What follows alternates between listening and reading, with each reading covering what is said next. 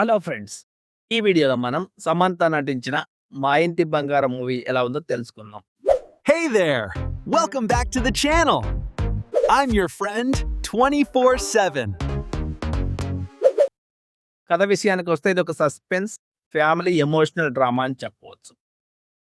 కుటుంబానికి కష్టం వస్తే మనం ఎలా నిలబడాలి, అలాగే కుటుంబంలో ఒకరికి కష్టం వచ్చినప్పుడు వాళ్ళతో ఎలా నిలబడాలి అనేది సినిమాలో చూపించారు. ఇక సినిమాలో మెయిన్ క్యారెక్టర్స్ వచ్చేసి సమంత, అలాగే విలన్ క్యారెక్టర్, ఇంకా హీరోయిన్ ఫ్రెండ్, శ్రీముఖి క్యారెక్టర్స్ అని చెప్పుకోవచ్చు.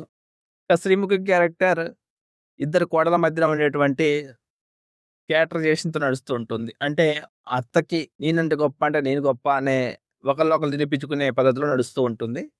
ఇక హీరోయిన్ ఫ్రెండ్ క్యారెక్టర్ అయితే ది బెస్ట్ అని చెప్పుకోవచ్చు. అలాంటి ఫ్రెండ్ అందరికి ఉండాలని కోరుకోవచ్చు. ఈ క్యారెక్టర్ మొత్తం కూడా ఫన్నీగా నడుస్తూ ఉంటుంది. ఇక విలన్ క్యారెక్టర్ అయితే వాడుకోవడానికి అంటే ఒకరిని వాడుకొని ఎలా నాశనం చేయొచ్చో చూపించడానికి పనికొస్తుంది. ఇక సమంత అయితే వన్ వుమెన్ షో చేసిందని చెప్పొచ్చు. సినిమా మొత్తం కూడా తన చుట్టూ నడుస్తూ ఉంటుంది. ఒక వుమెన్‌గా, ఒక ఫ్యామిలీ వుమెన్‌గా, అలాగే యాక్షన్ సీక్వెన్స్‌లో అదరగొట్టారని చెప్పొచ్చు. హీరోలకు ఏమాత్రం తీసిపోకుండా యాక్షన్ సీక్వెన్స్‌లో తనదైన ముద్ర చూపించారు. అంత బాగా చేశారు. సినిమా మొత్తం కూడా చాలా బాగా ఉంది. నందిని రెడ్డి కథ విషయానికొస్తే ఇష్టం లేని అమ్మాయిని పెళ్లి చేసుకున్న ఒక హీరో కొన్ని సంవత్సరాల తర్వాత తన ఇంటికొస్తాడు. ఇంటికొచ్చిన తర్వాత హీరోయిన్ తన ఫ్యామిలీకి నచ్చడం కోసం ఏం చేసింది? తన ఫ్రెండ్ హెల్ప్ ఎలా తీసుకుంది? ఇదంతా కూడా కొంచెం ఫన్నీగా నడుస్తూ ఉంటుంది. ఇది చూడడానికి చాలా ఎంటర్‌టైన్‌మెంట్‌గా అనిపిస్తూ ఉంటుంది. అలాగే విలన్ ఎంటర్ అయిన తర్వాత కథలో సస్పెన్స్ నడుస్తూ ఉంటుంది. అసలు విలన్‌కి, హీరోయిన్‌కి మధ్య సంబంధం ఏంటి? ఇలా కథ నడుస్తూ ఉంటుంది. ఇక హీరోయిన్ ఫ్లాష్ బ్యాక్ తెలుసుకోవడం కోసం ఒకతను ప్రయత్నిస్తూ ఉంటాడు. తర్వాత హీరోయిన్ ఫ్లాష్ బ్యాక్ తెలుసుకోవడానికంటే ముందు హీరోయిన్ తనే అని ఫిక్స్ అయిన తర్వాత సెకండ్ హాఫ్‌లో హీరోయిన్ దగ్గరకొచ్చి విలన్ చేసే కొన్ని చేష్టల వల్ల హీరోయిన్ ఎంత సతమతం అవుతుంది. అంటే తన ఫ్లాష్ బ్యాక్ గురించి తెలిసిన తర్వాత తన ఫ్యామిలీ ఏమైపోతుందన్న విషయం గురించి చాలా బాగా తీశారు.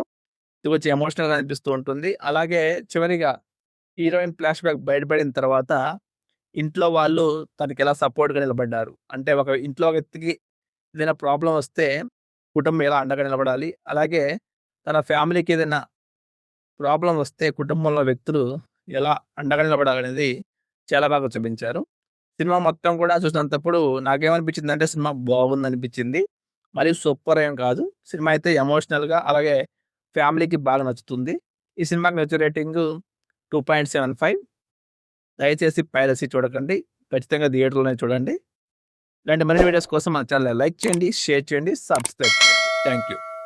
Please like, share and subscribe.